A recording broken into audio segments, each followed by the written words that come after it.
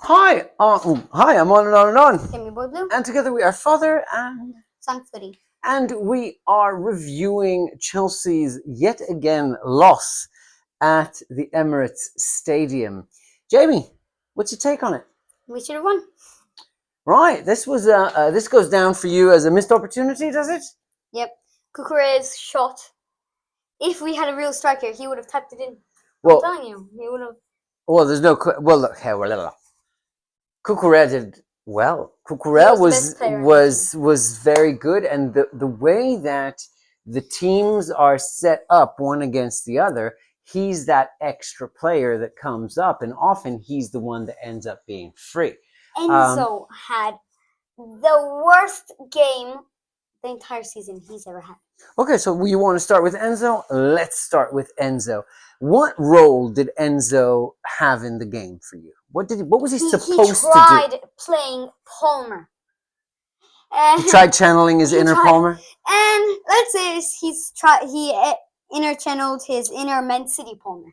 Because he did not do So so let's now take the word Palmer, the ever important word. Why are you sick? Just play. And now they're saying he's actually injured. So we'll see what's up. Let's go back to Enzo. So what was Enzo supposed to do in that game? When you say Palmer role, I'd like you to try and half playmaker, half attack. He was playing very like a attacker central player. Mm-hmm. He wasn't coming down to defend. He was playing that Palmer role. So I get what you're saying. Here's my observation. He did come to pick up the ball. He was pretty playmakery. We'll talk about how Chelsea started every attack or tried to in the beginning until that whatever happened. We'll get to it. You're absolutely right. I hate Mourinho, whatever his name is. Who? Mourinho, the guy that scored. Moreno, yeah. Moreno. He was dark all game long. The moment he scored that goal, he's found us over and over. The ref was the worst ever. Okay, so you're jumping around. Everything you're saying is true. Let's try to delve a little bit deeper into Enzo. Okay? Then we'll go and we'll talk about the rest. We'll go back to defense. So we were on Enzo. Enzo's role was not his usual pick it up in the back and progress the ball up front because we tried to play it out the back. When that failed, we started too late, but we started pinging the ball up and doing what Arsenal did it so much better. The amount of times that Raya just pinged the ball up. Man City did that against us too. They're like, okay, so you're going to... I mean, they did it against us too. I didn't mean that they did it 2 times. So what I'm saying was, this is the way that some of the better, braver teams are just doing it. They're like, you know what? You're going to press us high. You're going to create a difficulty for us to get out. We're just going to use a good goalkeeper who's got very good play with his feet, and we're just going to go route one all the way over everyone. So you got a lot of players in the middle. We'll just go on top of them. We'll just go over them. And we'll go right to a central attacker who knows how to just hold up the ball for literally a second, and there's a runner available to him, and we're completely bamboozled by that time and time again. And so, well done to Arsenal for doing that, because it works, and they're in it to win it. And you know what? We had them. We really had them. And the fact that we're resorting to the kind of excuses that of injuries, everybody's got injuries. Now, okay, we got more right now, but at least next season we'll have packed Estevao, the other 19-year-old, and then the other guy will come next season. Next season. The other kid, the 15-year-old. The other kid, and the other kid. We have 3 kids coming. Esugo and Estevao and what is his name?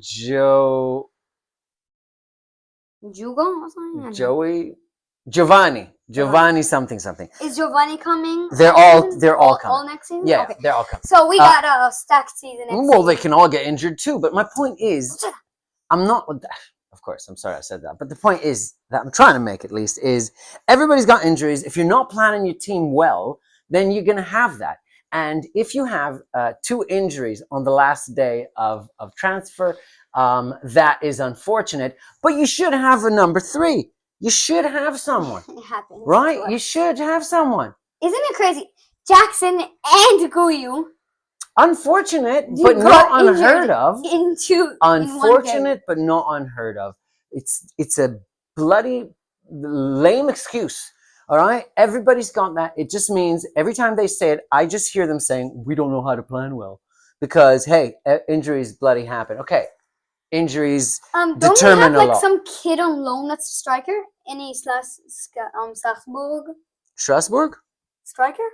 Maybe. Bring one back. Bring one here. I don't know why they didn't do that, but they didn't do that, and here we are. So if we go, it's gone. If we no, you can't do it anymore. Okay. So anyway, I think so. You got until January, I think, to recall them. But anyway, a good question that I don't know how to answer. I'll check for you. However, if we go back to that position which you highlighted, Enzo was trying to create chances.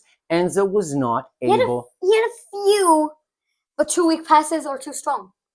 He's never had those perfect passes. He used to in the last few games. This game, 2 of those games against Copenhagen, the first thing, and Arsenal. He hasn't been playing in both. He didn't play well in both. Well, Enzo played well in the first one, didn't he? Yeah, he played well in the first one. And he didn't play well in the second one. I thought a lot of it was a combination of him not being able to unlock and the starting 11 that he was given, and the style. Now, anyway, if we go back to this one, a lot of responsibility was put on his shoulders, and I'm sorry to say, he put in a lot of effort, but he did not deliver. He did have 2 really good chances. One right at the death where he slipped, and again, it's the difference. That could have been 1-1. Of course, it was a perfect cross to him. And another opportunity where he had a kick at the top of the box, right in the center, and he just skied it. And it's again, it's a combination of confidence and just not your day, right? So anyway, Enzo did not have a good day, and that again led to more problems up front. What do you think Neto did in terms of our incredible striker, Pedro Neto? He was good. The only player that was actually doing something in attack.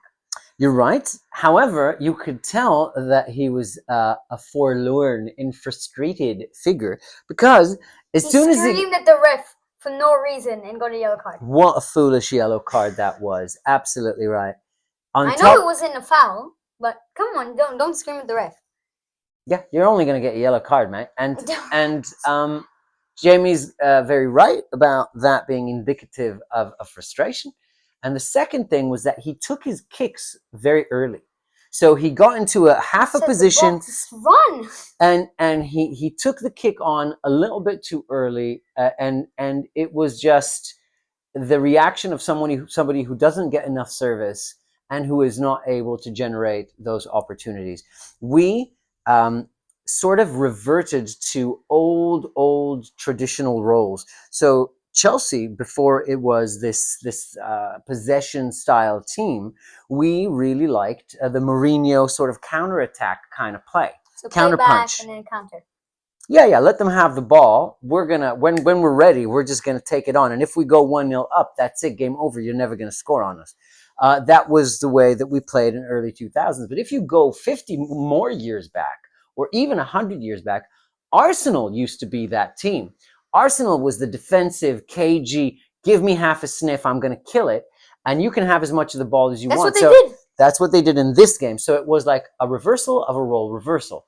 Most of the people watching this perhaps wouldn't be aware of the history. That's why I am telling you so that you know.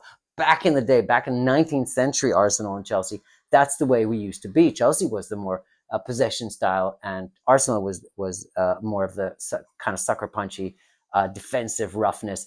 And here they are again. After we had that role, they showed us. It was hard for me because, there used to be a time where we was watching the ball and it was like, yeah, let Arsenal play around in midfield. Let them make 18 passes. It ain't getting anywhere. Except for Thierry Henry. This game went through. This game was like that. We had a terrible beginning, which we'll get to in a second. And we had then a recovery, which we controlled the game for most of the game. We had the game. It was ours to take. But you could tell that it's going to take a mistake by Arsenal, or it's going to take some kind of fluke. They made 2 mistakes, and we just couldn't finish it. That's what our team has been like all season. But Neto, when he moved to the right, way too slow. The moment we had a counter attack, they passed him. He didn't run like he used to, all the way down the wing and cross it in. Slowly jogging in the edge of the box. Cross it into who? See, in this idea, we have Jackson, who's a great header of the ball. Well, he's one of our better headers. He scored a lot of goals with his head. He knows how to get into the right position. Not this season. Yeah, no, but 1, the point 2, no. For him, that's a lot. And you think Pedro Neto is going to head a ball over Saliba? That's just saying that's not happening. He was just not you. I mean, it's just not happening. But he said when Neto was pressuring, he said, "Take the ball off of Saliba already." And I'm like, bro, when Saliba has the ball in his own defense area, you cannot take the ball off him. His physicality is out of the world. No one can take the ball off him when it's his defense. Let's take a moment to talk about Arsenal's gameplay. Okay, Arsenal did not really have that good of a game. They came out of the blocks. The first 20 minutes, it looked like our boys against their men. We were terrible in the beginning, and they were great. What do you think was the difference? They had a finishing striker. That's all I can say. And they actually had a finishing striker. They had less of the ball, but when they had it, they knew where to go. And let's. Martinelli is somehow faster than Neto, or he's smarter than Neto. He actually. Martinelli was on the right. Neto was on the right, so they didn't meet. It was Martinelli against Cucurella, no?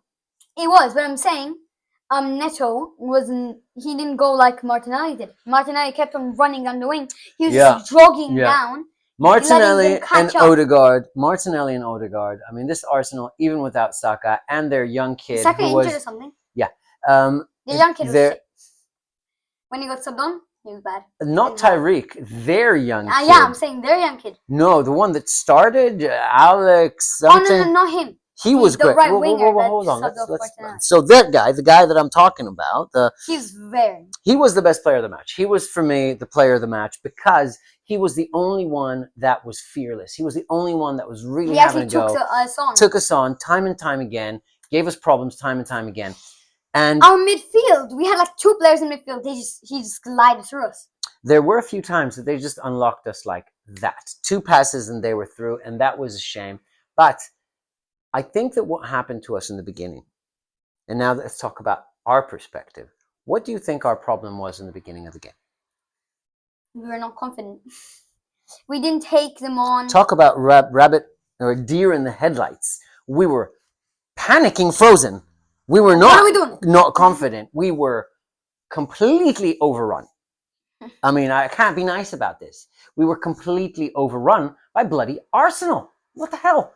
I mean, and let's be specific here. What position would you say, Jamie, was our weakest link?